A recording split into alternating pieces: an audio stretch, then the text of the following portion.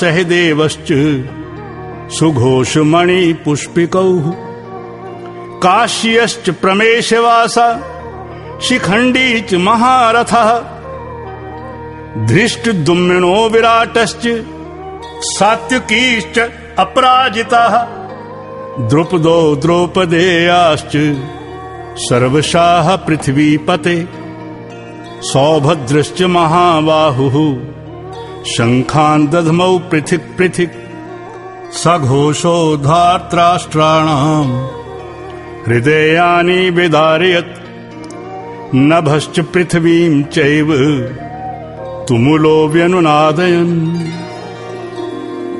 कुंती पुत्र राजा युधिष्ठिर ने अनंत विजय नामक शंख और नकुल तथा सहदेव ने सुघोष और मणिपुष्पक नाम वाले शंख बजाए।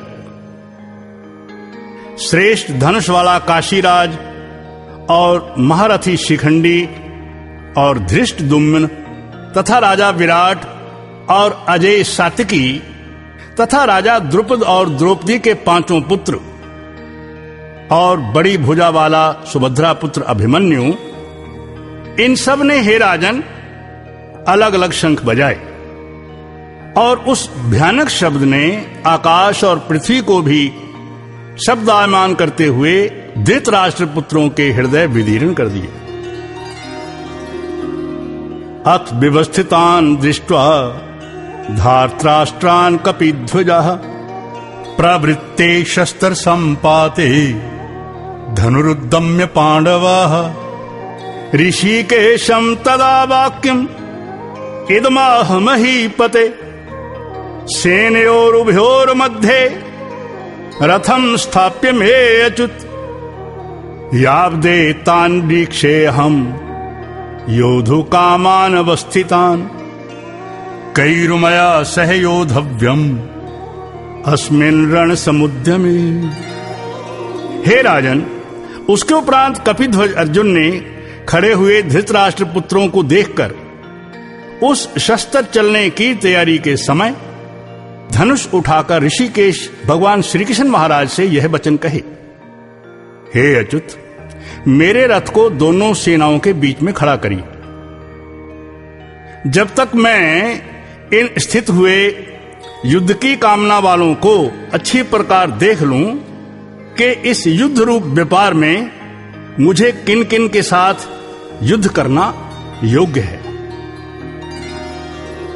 यो तस्य मानानवेक्षे हम याएते यत्र समागताः धार्तराष्ट्रस्य दुर्बुद्धे युद्धे प्रिय चिकीर्षवाः।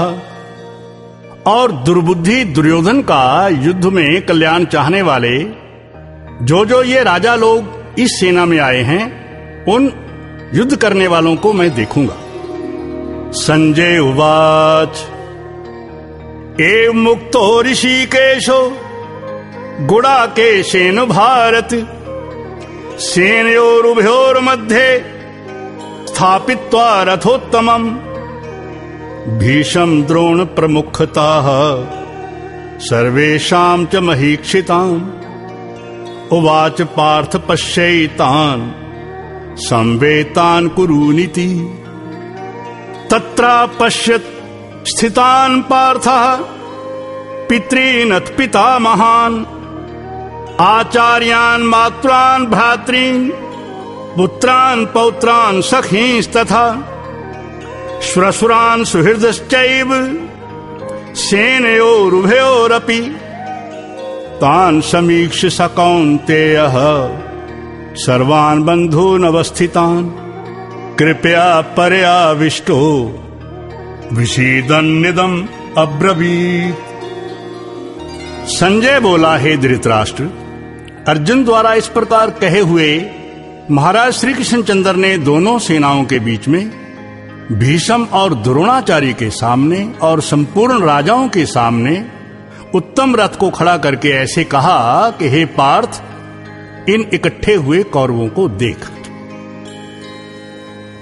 उसके उपरांत पृथापुत्र अर्जुन ने उन दोनों ही सेनाओं में स्थित हुए पिता के भाइयों को, पितामहों को, आचार्यों को मामों को, भाइयों को, पुत्रों को, पौत्रों को तथा मित्रों को, ससुरों को और सुहृदों को भी देखा। इस प्रकार उन खड़े हुए संपूर्ण बंधुओं को देखकर वह अत्यंत करुणा से युक्त हुआ कुंती पुत्र अर्जुन शोक करता हुआ यह बोला।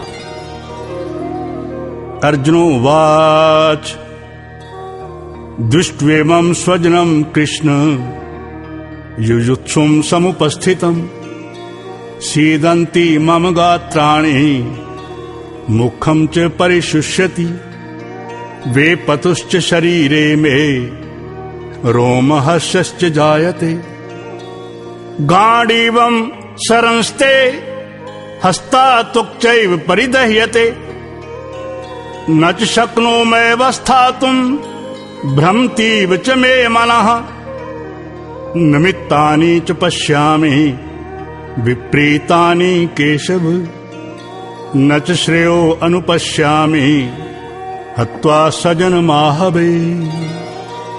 हे कृष्ण, इस युद्ध की इच्छा वाले खड़े हुए स्वजन समुदाय को देखकर मेरे अंग शिथिल हुए जाते हैं और मुख भी सूखा जाता है और मेरे शरीर में कंप तथा रोमांच होता है तथा हाथ से गांडीव धनुष गिरता है और त्वचा भी बहुत जलती है तथा मेरा मन भ्रमित सा हो रहा है, इसलिए मैं खड़ा रहने को भी समर्थ नहीं हूं।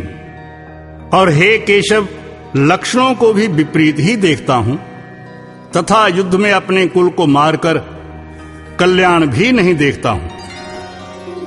न कांक्षे विजयम कृष्ण न च राज्यम सुखानि च किम नो राज्येन गोविंद किम भोगैर्जीवितेन वा येषामर्थे कांक्षितं नो राज्यं भोगः सुखानि च तायमेव स्थिता युद्धे प्राणास्त्यक्त्वा धनानि च आचार्यः पितरः पुत्रास् तथैव च पितामहः मातुलः श्वशुरा पौत्रः शाला संबंधिन स्थितः एतान् हन्तुमिच्छामि घ्नतोऽपि मधुसूदन अपि त्रैलोक्यराज्यस्य हेतोः किं नु मही कृतेः निहत्य धार्तराष्ट्रान्नः का प्रीति स्यात् जनार्दन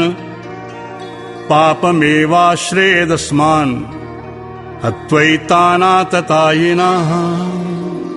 और हे केशव, लक्षणों को भी विपरीत ही देखता हूं तथा युद्ध में अपने कुल को मारकर कल्याण भी नहीं देखता। और हे कृष्ण, मैं विजय को नहीं चाहता और राज्य तथा सुखों को भी नहीं चाहता। हे गोविंद, हमें राज्य से क्या प्रयोजन है अथवा भोगों से और जीवन से भी क्या प्रयोजन है, क्योंकि हमें जिनके लिए राज्य, भोग और सुख आदि इच्छित हैं वही सब धन और जीवन की आशा को त्याग कर युद्ध में खड़े हैं, जो कि गुरुजन, ताऊ, चाचे, लड़के और वैसे ही दादा, मामा, ससुर, पोते, साले तथा और भी संबंधी लोग हैं। इसलिए हे मधुसूदन, मुझे मारने पर भी अथवा 3 लोक के राज्य के लिए भी मैं इन सब को मारना नहीं चाहता, फिर पृथ्वी के लिए तो कहना ही क्या है। हे जनार्दन, धृतराष्ट्र के पुत्रों को मारकर भी हमें क्या प्रसन्नता होगी, इन आतताइयों को मारकर तो हमें पाप ही लगेगा। तस्मान्नार्हा वयं हन्तुं धार्तराष्ट्रान् स्वबान्धवान् स्वजनं हि कथं हत्वा सुखिनः स्याम माधव। यद्यपि एते न पश्यन्ति लोभोपहत चेतसाः कुलक्षय कृतं दोषं मित्रद्रोहे च पातकम् कथं नागेमस्माभिः पापादस्मान् निवर्तितुम् कुलक्षय कृतं दोषं प्रपश्यद्भिर्जनार्दन। इससे हे माधव, अपने बांधव धृतराष्ट्र के पुत्रों को मारने के लिए हम योग्य नहीं हैं, क्योंकि अपने कुटुंब को मारकर हम कैसे सुखी होंगे। यद्यपि लोभ से भ्रष्ट चित्त हुए ये लोग कुल के नाशकृत दोष को और मित्रों के साथ विरोध करने में पाप को नहीं देखते हैं। परंतु हे जनार्दन, कुल के नाश करने से होते हुए दोष को जानने वाले हम लोगों को इस पाप से हटने के लिए क्यों नहीं विचार करना चाहिए?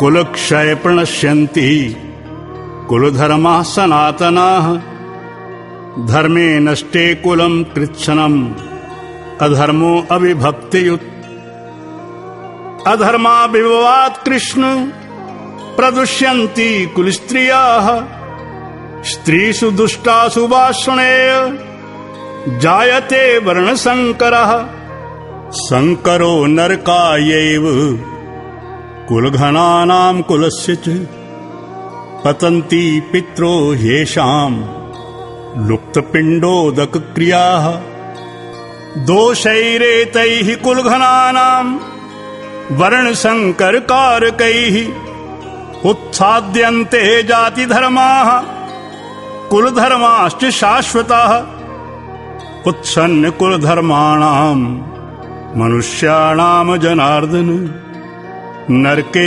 अनियतं वासो भक्तिति अनुशुश्रुम्। क्योंकि कुल के नाश होने से सनातन कुल धर्म नष्ट हो जाते हैं। धर्म के नाश होने से संपूर्ण कुल को पाप भी बहुत दबा लेता है। हे कृष्ण, पाप के अधिक बढ़ जाने से कुल की स्त्रियां दूषित हो जाती हैं और हे वाषणेय, स्त्रियों के दूषित होने पर वर्ण संकर उत्पन्न होता है और वह वर्ण संकर कुल घातियों को और कुल को नरक में ले जाने के लिए ही होता है।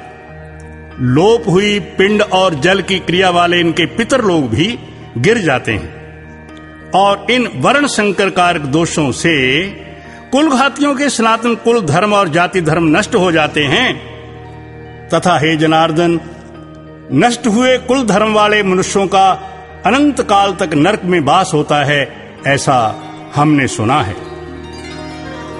अहोवत महत् पापम कर्तुम व्यवसिता वयम यद राज्य सुख लोभेन हंतुम स्वजन मुद्दिताः यदि माम अप्रतीकारम अशस्त्रम शस्त्रपाणेयाः धार्तराष्ट्रारणे हन्युस् तन्मे क्षेमतरम भवे। अहो, शोक है कि हम लोग बुद्धिमान होकर भी महान पाप करने को तैयार हुए हैं, जो कि राज्य और सुख के लोभ से अपने कुल को मारने के लिए उद्यत हुए हैं। यदि मुझ शस्त्र रहित ना सामना करने वाले को शस्त्रधारी धृतराष्ट्र के पुत्र रण में मारे भी तो वह मारना भी मेरे लिए अति कल्याणकारक होगा। संजय उवाच एवं मुक्त्वा अर्जुनः संख्ये रथोपस्थ उपाविशत् विसृज्य शशरं चापम शोक संविघ्न मानसाः।